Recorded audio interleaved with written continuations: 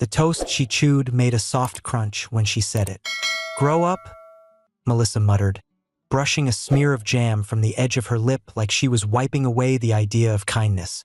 Like she was erasing the part of herself that once cried in this very kitchen when they lost the second pregnancy. Like she'd forgotten the 27 winters they spent patching roofs and scraping frost from windows and watching reruns on a second-hand couch. Alan didn't respond. He didn't blink. Just sat there at the table, mug in hand, coffee gone cold. The same hands that built the kitchen island she never once complimented. Reclaimed oak. Took 3 weekends and a busted knuckle. She said it was fine, and then ordered bar stools he hated.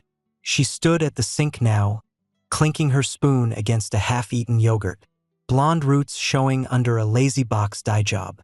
"I'm meeting Craig for brunch," she added like it was a weather report. "We're just talking, so don't be dramatic." Craig, the guy from her work, 38, maybe 40, sales team, drives that leased Tesla she bragged about. Alan had never met him, but he knew the type. Soft hands, big watch, used too many colognes that didn't smell like work.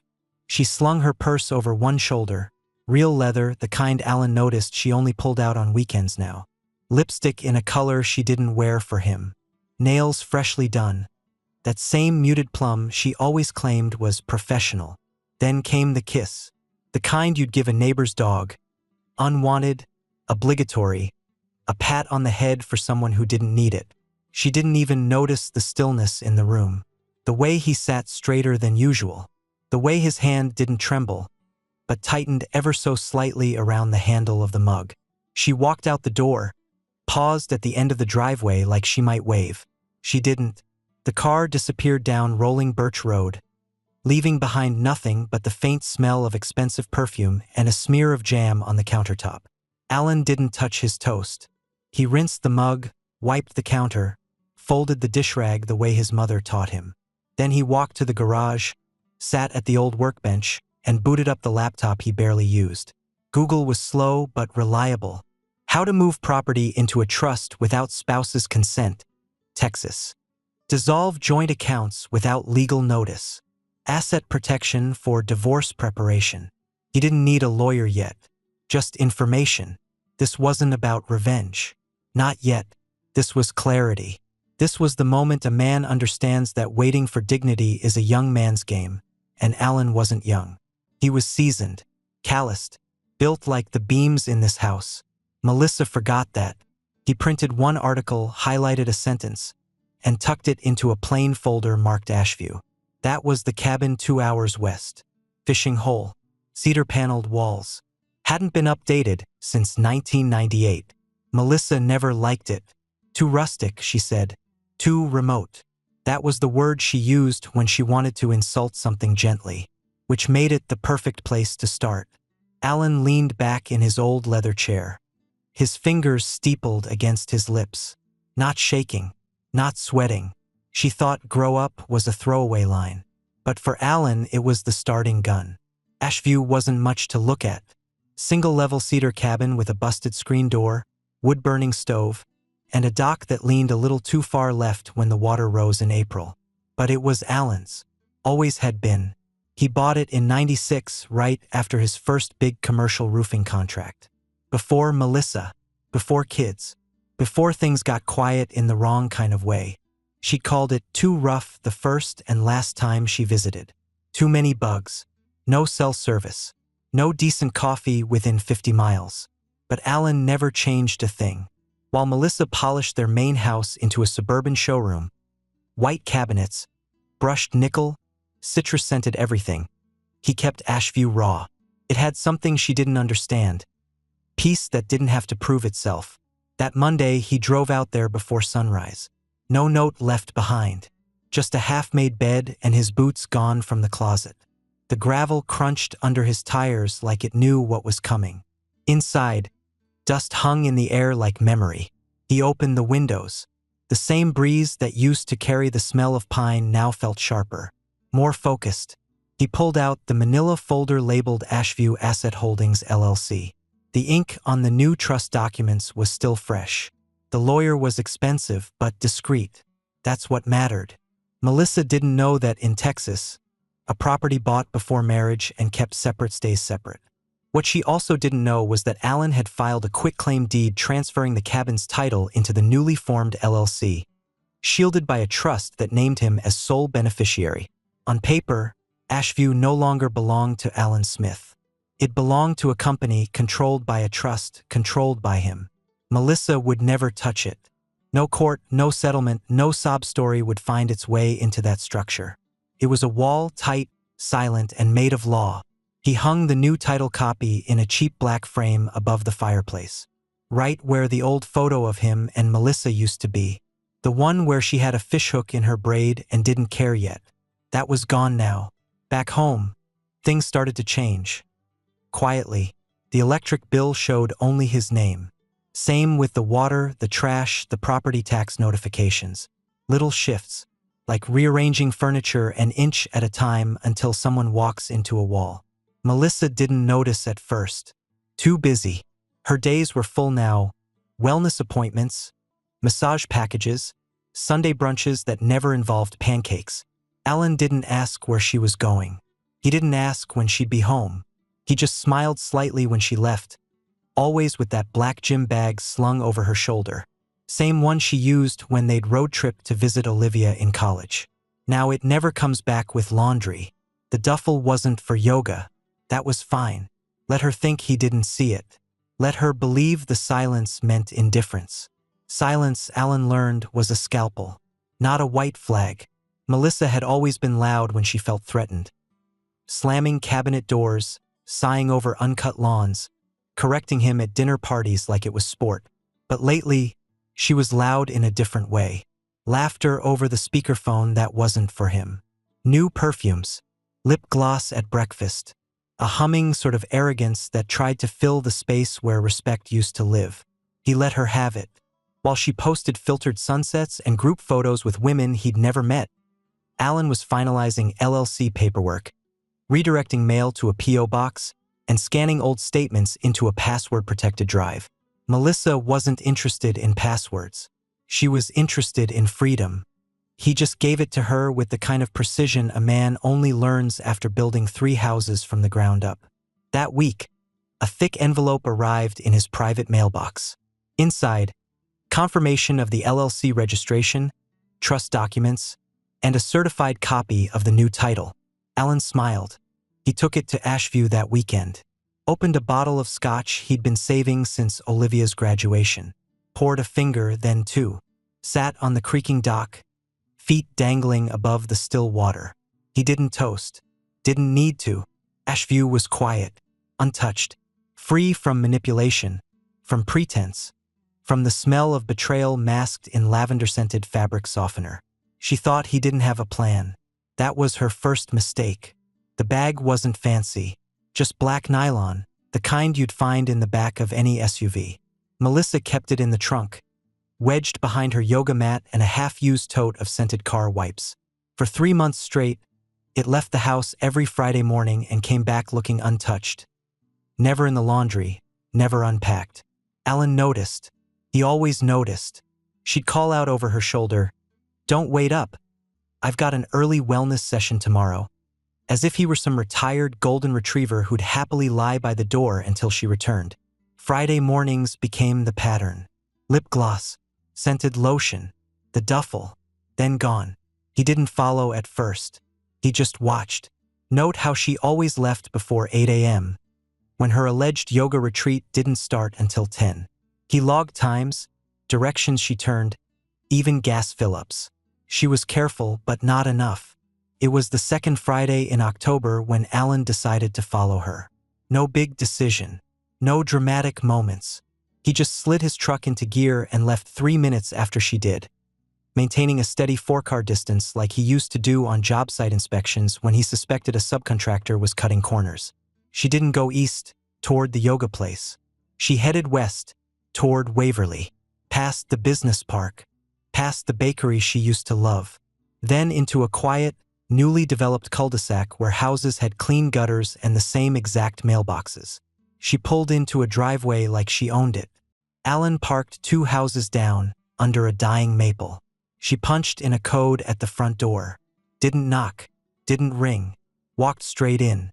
She knew the code. The bag didn't come back out. Alan didn't grab his phone like a teenager with shaky hands. He didn't barrel out of the truck and pound on the door. He didn't cry. He sat, waited 10 minutes, then stepped out. Walked to the sidewalk like he was stretching. Snapped 2 clean, steady photos, Melissa's car, the house number, the timestamp on his dashboard. Then he got back in, drove 15 minutes to a diner off Highway 9, and ordered black coffee and eggs over medium. The waitress didn't ask if he was okay. That was the thing about getting older. Nobody assumes you're unraveling. They just assume you're quiet. He took his time eating, then opened a fresh manila folder labeled Plan B. Printed the photos at the self-service machine across the street. Slipped them inside with a receipt and a sticky note.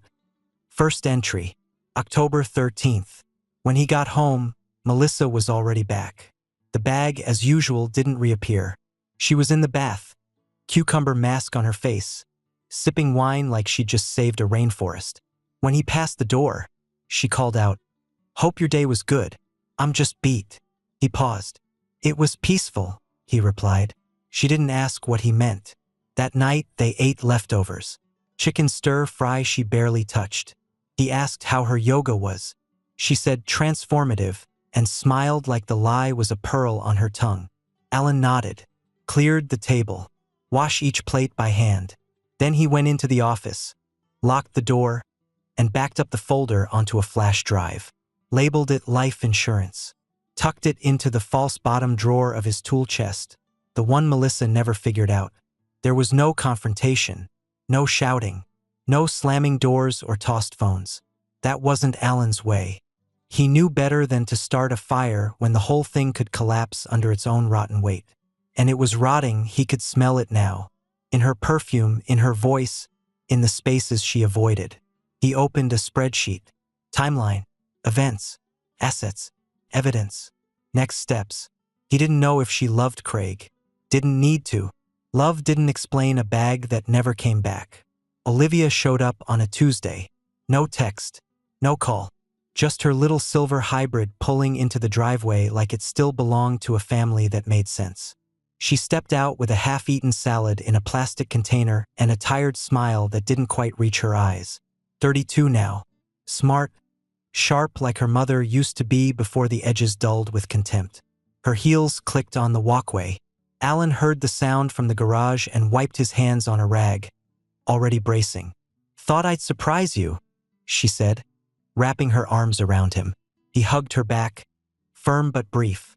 That's how they both were, efficient with emotion. Inside, the house was clean, too clean. Melissa had started outsourcing that like everything else. "Mom around?" Olivia asked, glancing toward the hallway. "Not today," Alan said, setting out 2 plates. "She's somewhere." Olivia raised an eyebrow but didn't push. They sat at the kitchen table, the one Alan built back when she was 6 and still liked to color under the chairs. He served grilled salmon, lemon wedges, and roasted carrots. Olivia didn't say much until the second bite. "This is the first real food I've had all week," she muttered, spearing a carrot. "My fridge is sad." Alan chuckled softly. "Then you should come by more often. We eat well here, at least when we're home." There was a pause. Then Olivia set down her fork. "Okay, what's going on?" Alan looked at her, really looked. The kind of look a father gives when he realizes his little girl has grown into a woman who doesn't just sense change. She calculates it. "What do you mean?" he asked, feigning innocence. Olivia gave a sharp little smile. "You haven't said Mom's name once. There's no wine glass at her spot. Her robe isn't hanging on the pantry door. And you've said, we, like you're trying to cover up that it's just you." Alan didn't blink. "People grow apart." "Yeah," she said, "but usually not without a mess." He didn't respond. She finished her food in silence, then got up and wandered toward the hallway. Alan didn't stop her, didn't warn, didn't explain. 10 minutes passed before she returned. She was holding the sealed envelope he'd tucked inside the second drawer of the filing cabinet.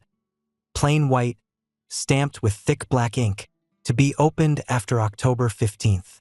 Her fingers ran over it like it was made of glass. "Did you want me to find this?" she asked. Alan didn't answer. He just poured her a glass of water and set it beside her elbow.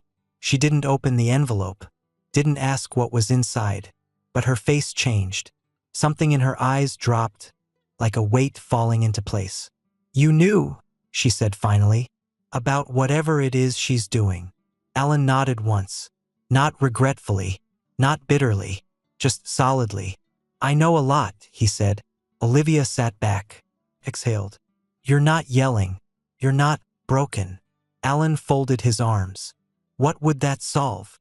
She looked away, blinking hard. "She's not who I thought she was. She hasn't been for a while," he said. "You just still hoped." There was no triumph in his voice, no satisfaction, just a quiet understanding born from months of silence, paperwork, and the kind of grief that doesn't make a sound. Olivia stood and crossed to him. She touched his shoulder, the way she did when she was a kid and needed to know he was real. "I don't know what's coming," she said. "But whatever it is, I see you now. I mean it." Alan gave her a small nod. "I'm not the one who should be worried." She left shortly after, envelope still in hand. Didn't say goodbye to Melissa. Didn't ask when she'd be back. She just drove off, face tight, eyes forward. For the first time since it all started, Alan felt the air shift. It wasn't loyalty that left the house that day. It was inheritance. Cynthia Marshall arrived at 6:05 sharp. She brought a pie. It was peach, store-bought probably. But she smiled when she handed it to Alan like it mattered. Like she still believed in the simple courtesy of bringing something sweet into another person's home. Alan hadn't seen Cynthia in over a decade. Widowed 5 years now.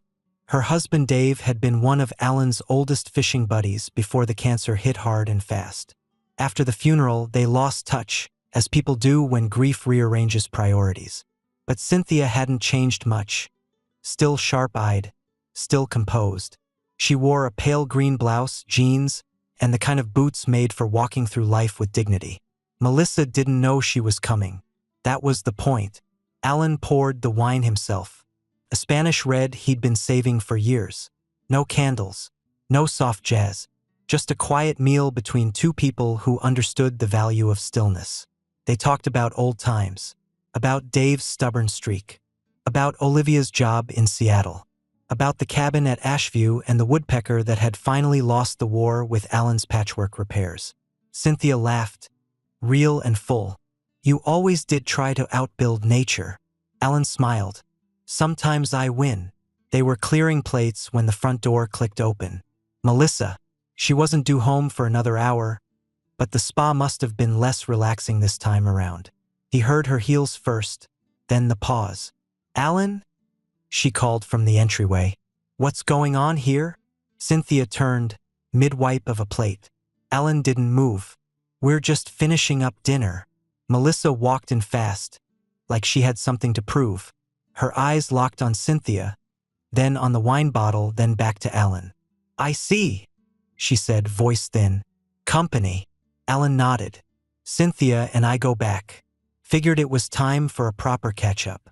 Melissa looked at Cynthia like she was a pest control technician, not a person. "Didn't know we were inviting guests." Alan stood then, slowly, calmly.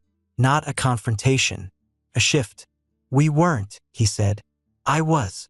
Cynthia, ever the diplomat, offered a polite smile. "I should probably get going." Alan raised a hand gently. "You're fine. Dessert's still waiting." Melissa's jaw tightened. She reached for a cabinet, then stopped, realizing her wineglass was missing, probably in the dishwasher. "What is this?" she asked. "Some passive-aggressive stunt?" Alan wiped his hands on a towel and met her gaze fully. "This is peace," he said. "You should try it sometime." Melissa looked at him like she didn't recognize the man standing in front of her. Maybe she didn't. Maybe she forgot what silence sounds like when it grows a spine. She scoffed, grabbing her purse. "You two enjoy your little dinner." Alan didn't stop her. Didn't ask where she was going. Didn't care. The door shut harder than it needed to. Cynthia exhaled. shaking her head. Well, that was something. Alan poured her another glass. She used to walk into rooms like she owned them. Now she walks out when she realizes she doesn't. They sat in silence for a while. Then Cynthia leaned in, voice soft. You okay? Alan looked at her, really looked, at the creases beside her eyes, at the steadiness in her hands, at the comfort in her presence. I wasn't, he said, but I will be. Cynthia nodded. I believe that. They shared the pie, 2 slices each. By the time Cynthia left, the house no longer felt like a museum of pain. Felt like something else. Like ownership. Like a man reclaiming his table. The first sign something had changed was the garage door. Melissa pressed the remote 3 times before realizing it wasn't a glitch. The door didn't move. No hum. No flicker of life. Just silence. She sat in the driver's seat, gripping the remote like maybe it owed her an explanation. Her car idled in the driveway, sleek and shining from the detailing Craig paid for last weekend. She called Alan. No answer. Texted. Garage won't open. Something wrong with the motor. Alan replied 2 minutes later. Garage code changed. Use the front door. No greeting. No explanation. Just logistics. Melissa's pulse jumped. Her heels clicked fast across the front steps. The key still worked, but something was off. A smell she couldn't place. A coldness she hadn't noticed before. Inside, she found a letter taped to the inside garage door.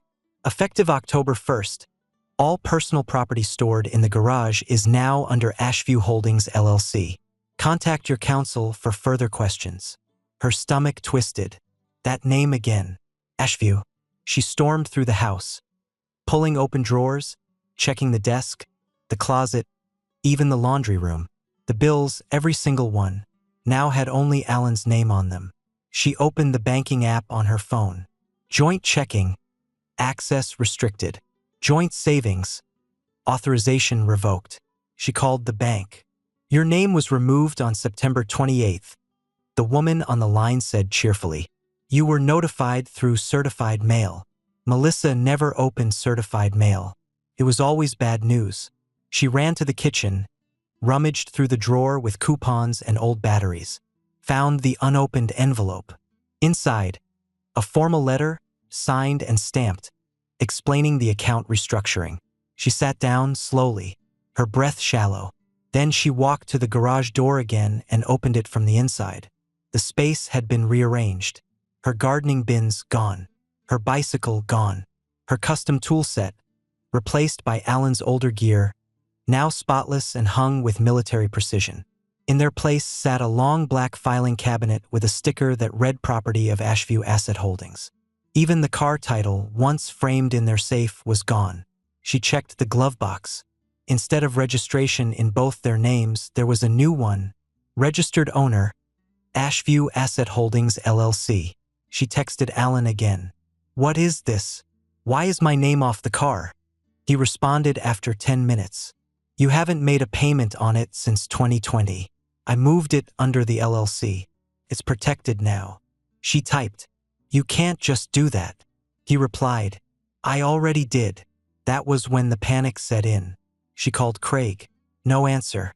Left a voicemail, voice cracking. Then called Olivia. Straight to voicemail. Melissa sat in the silent kitchen. No hum of the dishwasher. No music. No clinking of Alan's coffee mug. Just her. And the sudden realization that the life she once felt entitled to had moved on without her. She opened the fridge. It was empty except for beer, condiments, and a labeled Tupperware. Not yours. She slammed it shut, went upstairs. The closet was neat, half empty. Alan's work boots are gone. His shirts are gone. The spare drawer, once full of receipts and spare keys, now held a single envelope. She opened it. Inside was a document listing property transfer approvals, all signed, all notarized, all dated 3 months back. Melissa's hands trembled. She thought he'd been numb, passive, maybe even broken. But Alan hadn't collapsed. He'd relocated, reclaimed, removed her from everything she assumed would always be hers. The man who once asked if she needed help with the trash now didn't even leave her a set of keys. And for the first time in her adult life, Melissa understood what it meant to lose power without warning. No yelling, no accusations, just silence and locked doors. Melissa found the envelope on the porch, thick, black, with her name written in silver ink. No return address, no postage, just placed there deliberately. She took it inside, peeled it open with a steak knife, and pulled out a folded card that smelled faintly of cedar and old books. You are cordially invited to the wedding of Alan Smith and Cynthia Marshall. October 22nd, Rose Hollow Vineyard ceremony at 4 p.m. Reception to follow. Beneath that, handwritten in ink that matched the envelope. RSVP by October 15th.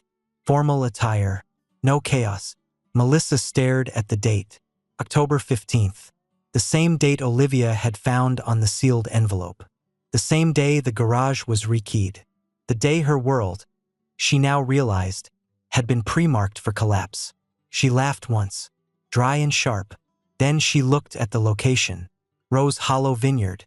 The same vineyard she begged Alan to take her to on their 25th anniversary. The one he said was too expensive, too far. Now it was the site of his new beginning, and hers of absolute exclusion. She crumpled the card, then immediately flattened it out again, smoothing the creases like she could undo the damage. She called Craig. Did you know about this? He yawned. About what? Alan's getting married. To that woman, Cynthia Marshall. Long pause. Then, good for him. What? Melissa snapped. Craig sighed. Look, Melissa. Maybe it's time to stop acting like you're surprised the guy moved on.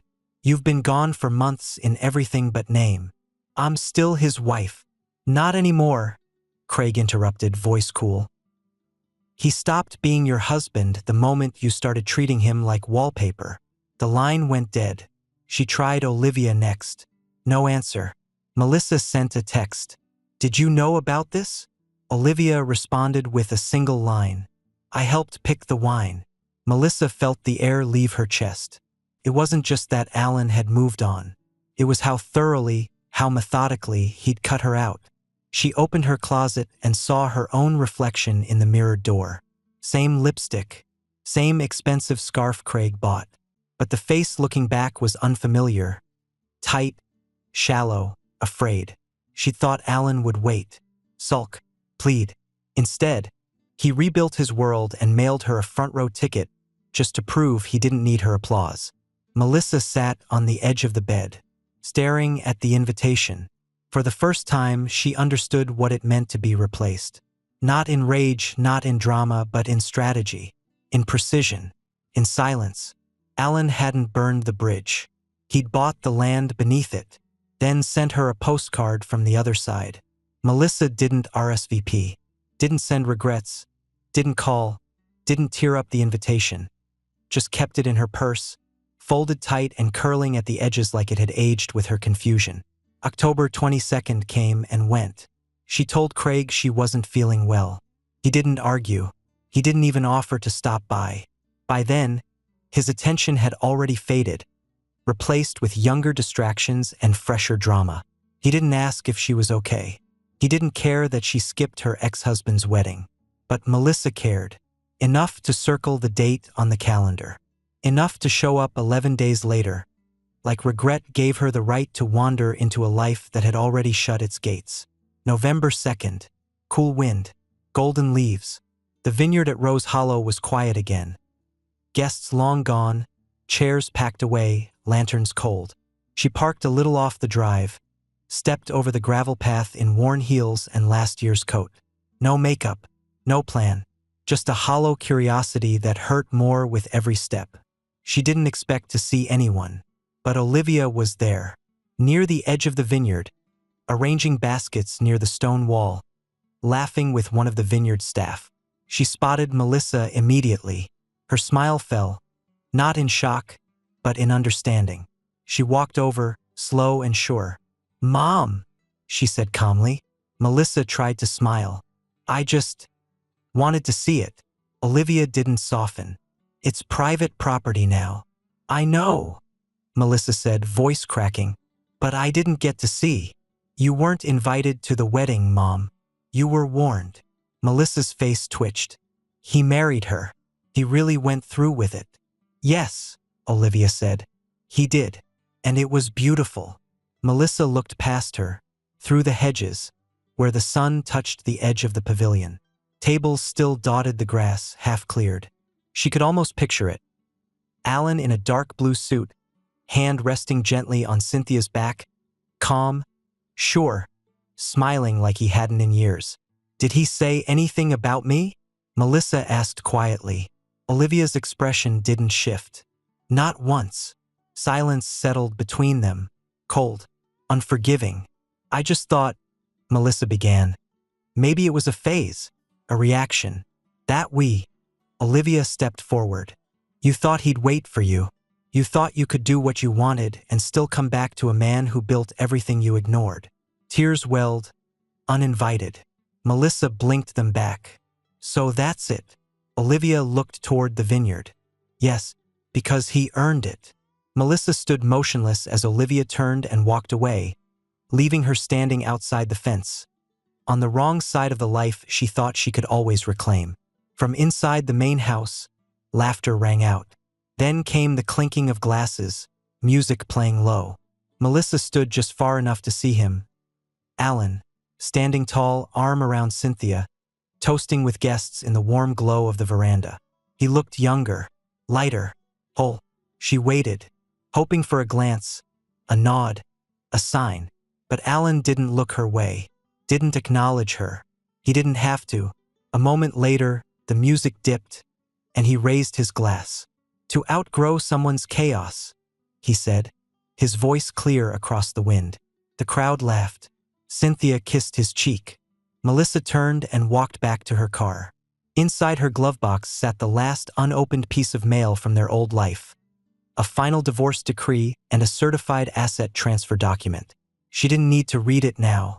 She already knew. She had nothing left. Not the house, not the car, not the money, not the man. Just a memory of toast crumbs, a careless grow up, and the silence that followed. Alan had grown up. He had outgrown her. And Melissa, she just grew bitter.